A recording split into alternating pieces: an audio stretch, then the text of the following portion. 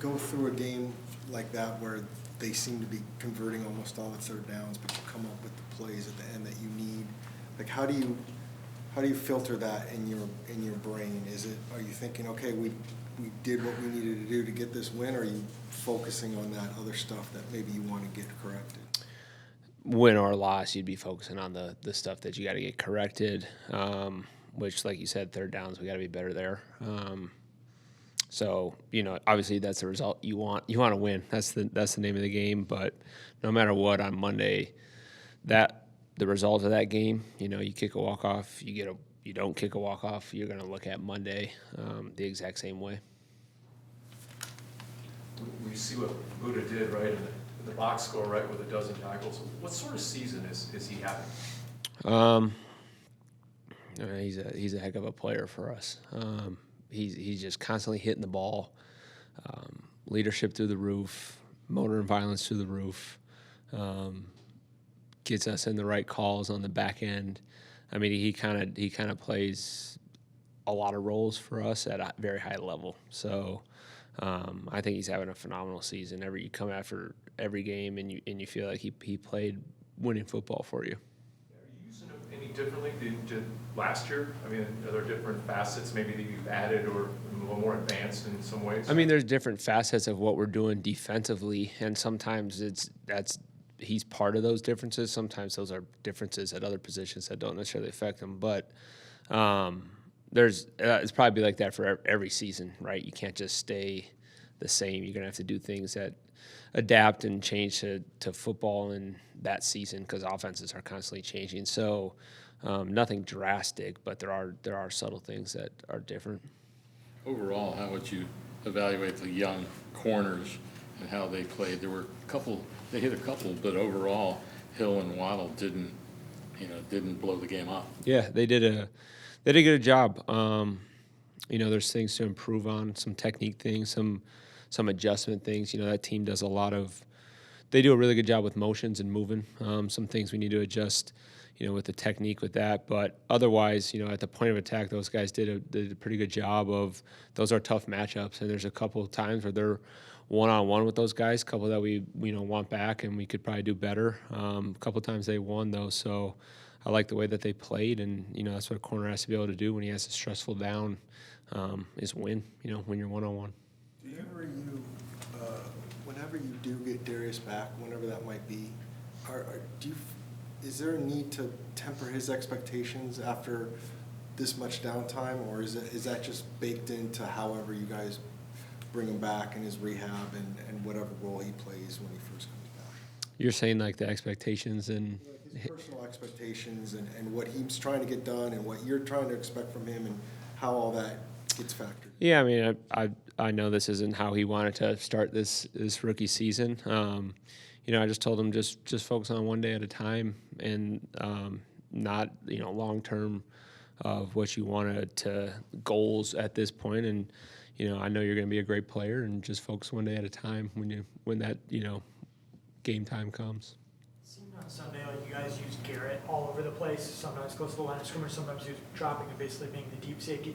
What is it about him that makes it possible to use him in all those different spots? I guess the fact that he's up there right now already on his day off, getting the game plan, it starts with that.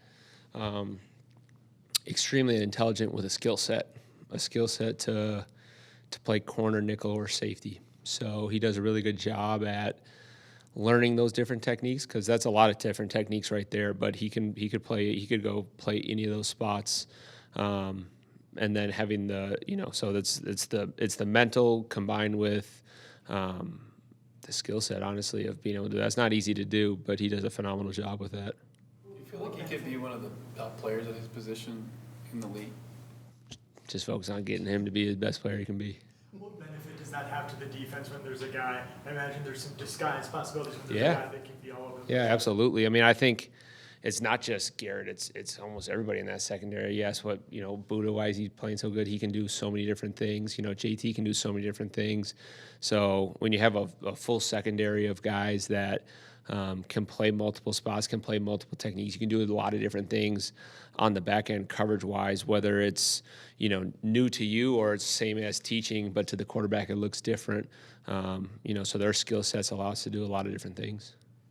Aside from how big the play was with that last 3rd and 9, what was it that you decided to just come all out with that blitz in that situation? It's just a feel thing, and as you're getting to that point of the game, you got to make sure that they can't finish with the ball in their hands. Get aggressive and get the ball back to Kyler. Do you treat 3rd down any differently than the first 2 downs? Yeah, absolutely. Every part of the game plan is broken up into, segments like that. And, we'll practice it that way. You got to separate out 1st, 2nd down and 3rd down and red zone. And, because offenses change, right? It's their intent, their goals are different, 1st, 2nd down to 3rd down to the red zone to how the pass game can change. So there's a lot of different factors that makes an offense change. And then as a defense, obviously, you're going to cater to what you're getting from the offense. You tend to be more aggressive on 3rd, or is it just all reactionary? Whatever you feel like you have to do to win the game, a lot goes into that. It's the adaptability piece of who are we playing, what do they do, so players and scheme,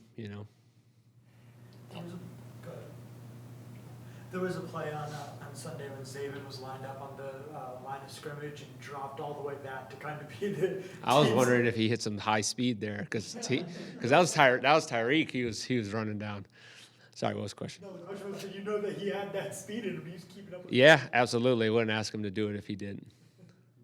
What has stood out about Caleb Williams about halfway through his rookie season on the tape? I mean, extremely talented. Just from starting the pocket, he's very hard to get down. He knows how to avoid pressure. He knows how to maneuver in the pocket, and then he can move in the pocket to throw it down the field or run.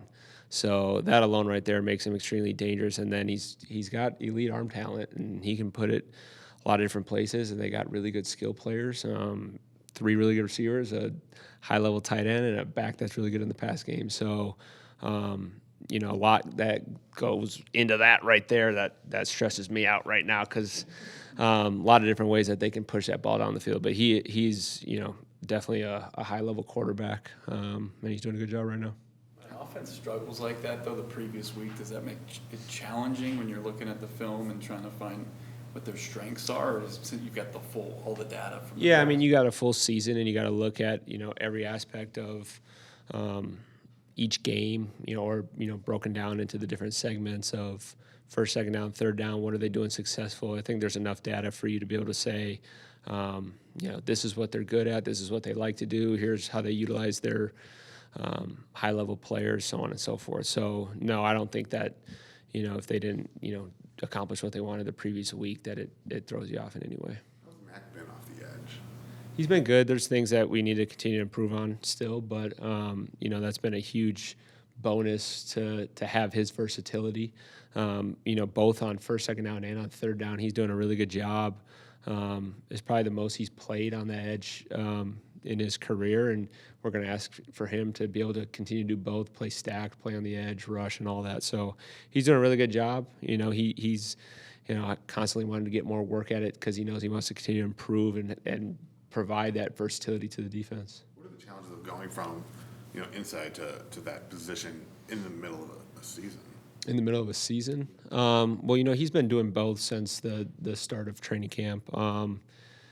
So it's not like it's a change in that regard, but there is honestly going in and out of that position within a practice, within a game, a drive.